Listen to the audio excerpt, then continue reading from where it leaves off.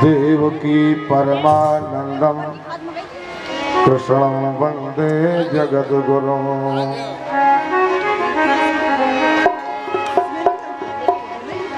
या देवी सर्वभूतेषु मातृरूपेण संस्थिता नमस्तस्यै नमस्तस्यै नमस्तस्यै नमो नमः। बलधाम स्वर्णशैलावदेय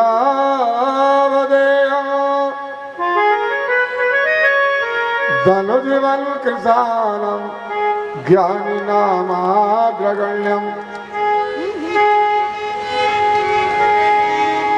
सकलगुणनिधानं मानराणामधीशं रघुपतिप्रियभक्तं वातजातं नमः।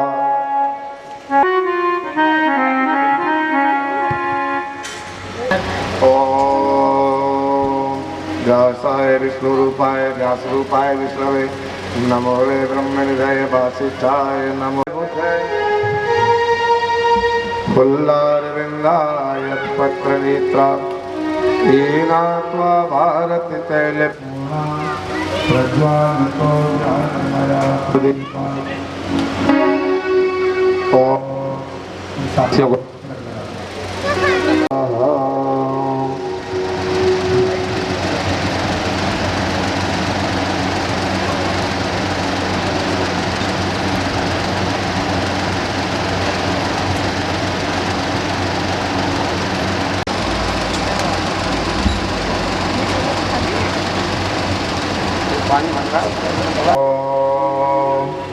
नमो व्यासाय व्यासपुत्राय नमः। ओम सुखदेवाय नमः। तिलक लगाते हैं। पायनो विरह कातरया जोहाव पुत्रेति तन्मयतया तरिव अभिनिवेदो मुनिमानतो अस्मि। श्री साई नमः श्री सरस्वते नमः श्री परम गुरुचरण कमलेभ्यो नमः। नारायणं नमस्कृत्यं नरं चैव नरोत्तमं देवीं सरस्वतीं व्यासं ततो जयमुदीरयेत्। एक माइक के हारमोनी अखंड ब्रह्मांड अधिनायक परात्पर परब्रह्म परमात्मा यादवेंद्र श्री कृष्णचंद्र महाराज की असीम कृपा से इस परम पावन पुण्य भूमि श्रेष्ठ नगर मध्य प्रदेश के बीच में स्थित इंदौर नगर में इस परम पावन पुण्य भूमि परदेशीपुरा में श्रीमद् भागवत महापुराण सप्ताह ज्ञान यज्ञ के आयोजन का आज शुभारंभ होने जा रहा है। इस ज्ञान यज्ञ के आयोजक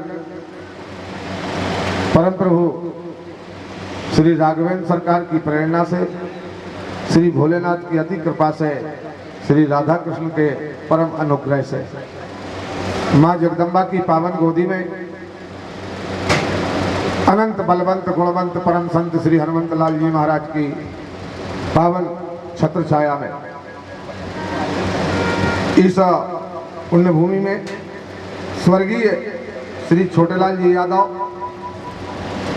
श्रीमती कलावती यादव, श्री सुरेश यादव, श्रीमती सरला यादव, श्री राजेंद्र यादव, श्रीमती सरोज यादव, श्री राकेश यादव, श्रीमती सरोज यादव, इनके संपूर्ण परिवार ने मिलकर के तन मन धन से इस पवित्र श्रीमद् भागवत महापुराण सप्ताह ज्ञान यज्ञ के आयोजन का संकल्प लिया। बड़ी लगन के साथ इस कार्य को शुभारंभ करने के लिए माँ भगवती के पावन मंदिर से माँ जगदम्बा की पावन छत्र छाया में समूचे इष्ट मित्रों, समूचे भक्तजनों के साथ, माताओं बहनों के साथ श्रीमद् भागवत महापुराण की शोभा यात्रा के पश्चात मंच आसीन नवग्रह पूजन, कलशादि देवता, गौरी गणेश पूजन, पुराण पूजन के पश्चात श्रीमद् भागवत महापुराण सप्ताह ज्ञान यज्ञ की कथा का शुभारंभ होता है। इस ज्ञान यज्ञ के इस पावन मंच पर समस्त विराजमान समस्त देवगण आप सब इस ज्ञान यज्ञ में पधारे हुए हैं। इस पावन पुण्य भूमि में आप सबका भगवत स्वरूप समझते हुए सभी को हृदय से नमन और वंदन। हम और आप मिलकर के भगवान की पावन कथा का गायन करें, श्रवण करें। इसके पहले मिलकर के हम सभी लोग भगवान नाम संकीर्तन गायन करें, ताकि हमारा मन और हमारी वाणी पवित्र हो जाए।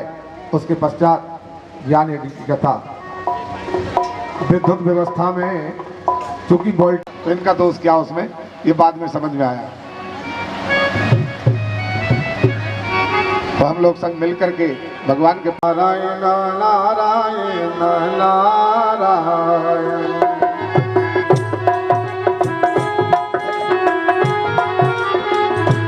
श्रीमन्नारायण नारायण नारायण श्रीमन्नारायण नारायण नारायण श्रीमन्नारायण नारायण नारायण श्रीमन्नारायण नारायण नारायण श्रीमन्नारायण नारायण नारायण श्रीमन्नारायण नारायण नारायण भज मन नारायण नारायण नारायण नारायण नारायण नारायण श्रीमन्नारायण नारायण नारायण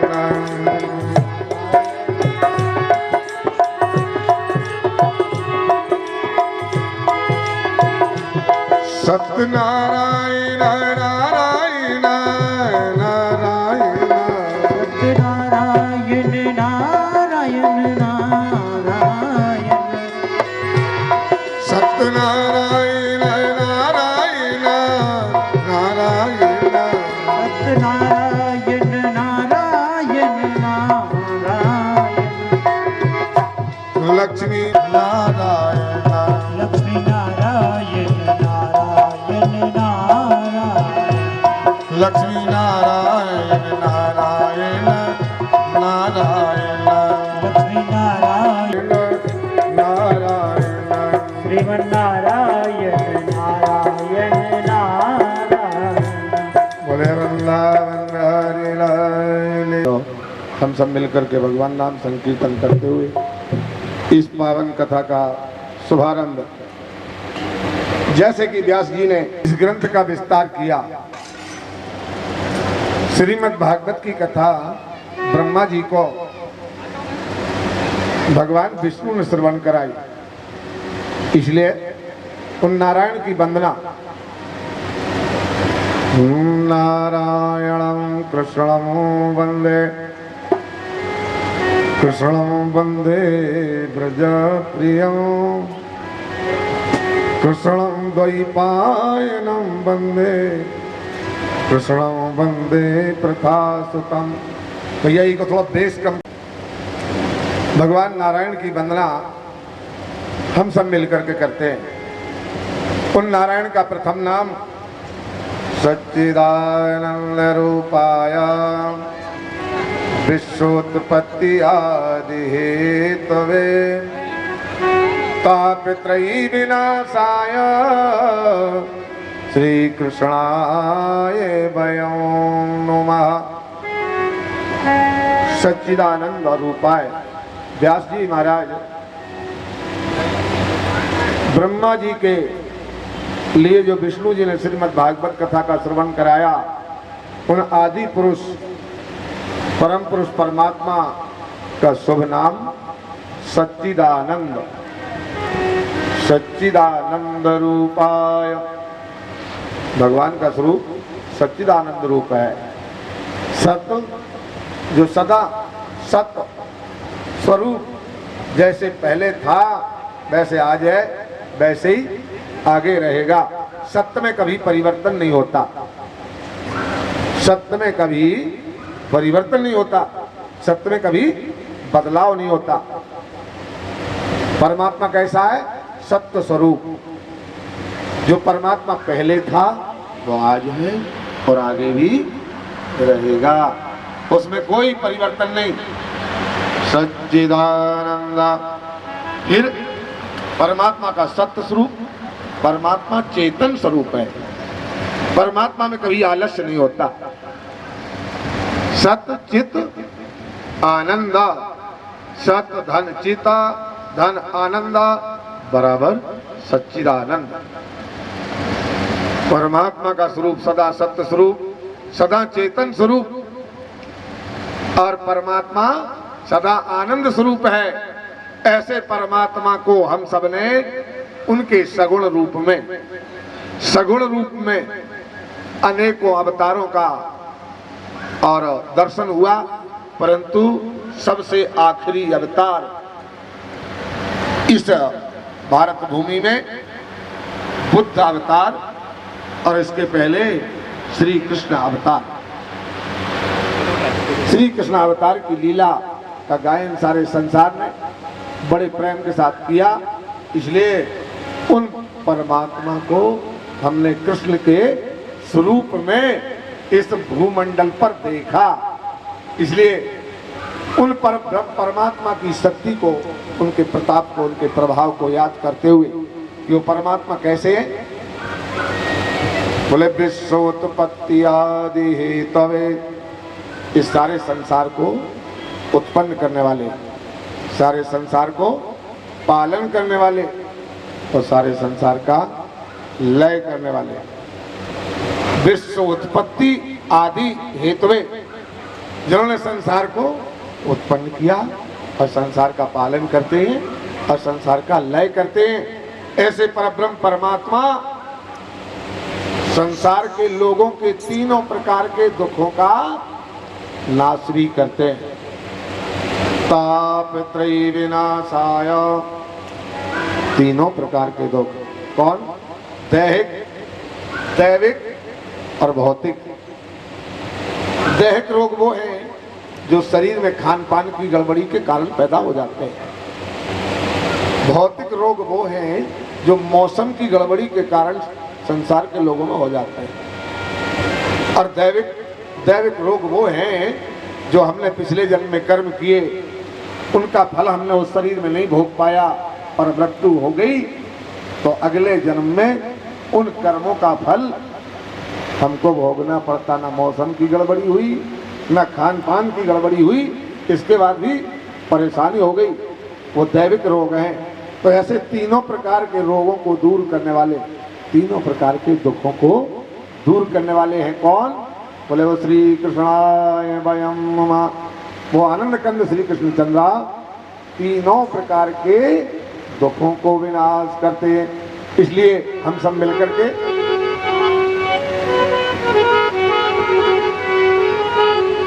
तुम सब सज्जन श्रोता सुशीला,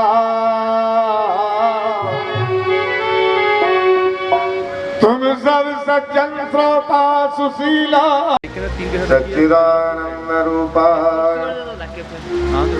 विश्वोत्पत्ति आदि हेतवे। वो सच्चिदानंद के रूप में सत्य का स्वरूप तो आपकी समझ में आया। परमात्मा सदा सत्य है। पर चेतन, परमात्मा चेतन है। परमात्मा में कभी आलस्य नहीं है। परमात्मा कभी सोता नहीं है। परमात्मा हर समय हर घड़ी जागता है, चेतनता है परमात्मा। और आप और हम सब कौन है? ये सारी सृष्टि कौन है? ये सारी सृष्टि परमात्मा का अंश है। इसीलिए श्रीमद् भागवत के इस प्रथम श्लोक में सच्चिदानंद रूपाय विश्वोत्पत्ति आदि हेतवे। विश्व की उत्पत्ति, विश्व को पैदा करने वाला कौन है? वो परब्रह्म परमात्मा। और उस परमात्मा के हम लोग कौन है? हम लोग उस परमात्मा के अंश हैं। तो जब परमात्मा कभी सोता नहीं है तो परमात्मा का अंश भी कभी सोता नहीं। हम लोग तो परमात्मा के अंश हैं, पर हम सब तो सोते हैं। तो परमात्मा के अंश, परमात्मा का अंश ये शरीर नहीं है। शरीर तो प्रकृति का अंश है। शरीर तो 5 तत्वों का अंश है। इसमें 5 तत्व, 3 गुण, 8 प्रकार की चेतन प्रकृति, 8 प्रकार की जड़ प्रकृति, ऐसे 24 सामान इसमें संसार की सामग्री के हैं। इसमें केवल परमात्मा का अंश है, वो है केवल आत्मा। बाकी सारा सामान प्रकृति का है। ये 5 तत्वों का सामान है, केवल इसमें परमात्मा का अंश है, वो आत्मा।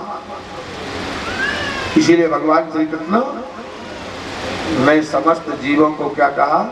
समस्त जीव मेरे अंश है। मामेवांसो जीवलोके जीव भूत्वा सनातना।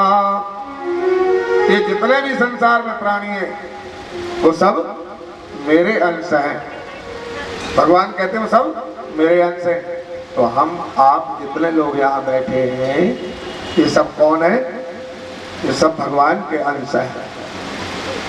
सब भगवान के अंश हैं। इन सबके अंदर वो परमात्मा आत्मा रूप में, आत्मा के रूप में वो परमात्मा सबके अंदर विराजमान है। और जब वो परमात्मा कभी नहीं सोता तो उस परमात्मा का अंश ये आत्मा भी कभी सोती नहीं है। ये आत्मा भी कभी नहीं सोती। तो फिर सो कौन जाता है? केवल शरीर सो जाता है। आत्मा में और शरीर में, दोनों में परस्पर तालमेल है। शरीर के बिना आत्मा संसार में कोई क्रिया नहीं कर पाती और आत्मा के बिना संसार में शरीर कोई काम नहीं कर पाता। आत्मा के बिना शरीर को मुर्दा कहा जाता है, मृत। इसलिए आत्मा नहीं है तो शरीर कितना ही सुंदर हो, कितना ही बलवान हो, कितना ही धनवान हो, कितना ही ज्ञानवान हो, पर आत्मा नहीं है तो शरीर कोई काम का नहीं है। फिर हम लोग उसे उठा के तुरंत राम नाम सत्य कर देते हैं, तुरंत हटा देते हैं। इसलिए शरीर की श्रेष्ठता नहीं, शरीर की श्रेष्ठता आत्मा के रहने से है। और वो आत्मा कौन है? वो आत्मा परमात्मा का अंश है और वो कभी सोता नहीं। आप सो गए, आप सो गए और जब सो करके स्वप्न देखने लगे तो शरीर तो सो गया था। शरीर के हाथ पैर काम नहीं कर रहे थे, परंतु स्वप्न में आप दौड़ लगा रहे थे। उस समय आंखें बंद हैं पर स्वप्न में आप देख रहे हैं। सो रहे हैं बिस्तर पर स्वप्न में आप यात्रा कर रहे हैं और सब कुछ हो रहा। तो ये देख कौन रहा है? शरीर तो सो रहा है, शरीर सो रहा है। ये देख कौन रहा? ये देख रहा है जो वो परमात्मा का अंश आत्मा है, क्योंकि वो सो नहीं रहा, वो सदा चैतन्य है, वो चैतन्य है। तो आप सब कौन है? आप सब उस परमात्मा के अंश हैं। ये सारा संसार उस परब्रह्म परमात्मा का अंश है, इसलिए ये सदा चैतन्य है। तो आप सब भी सदा चैतन्य है। परमात्मा का स्वरूप सदा आनंदमय। परमात्मा कभी दुखी नहीं होता, तो आपका आत्मा भी कभी दुखी नहीं होता। परमात्मा कभी मरता नहीं है, इसलिए आत्मा भी कभी मरता नहीं।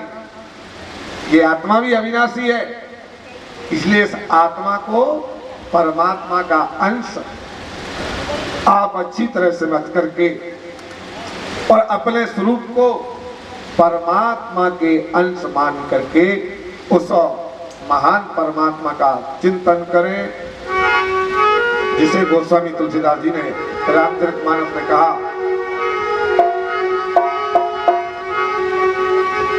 ईश्वर अंश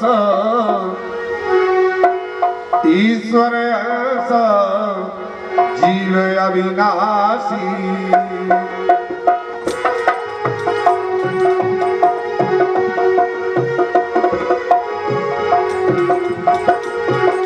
ईश्वर अंश जीव अविनाशी, ईश्वर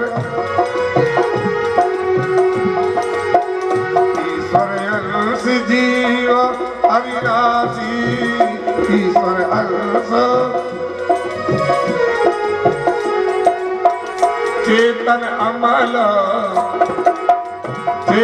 अमल साज सुख राशि,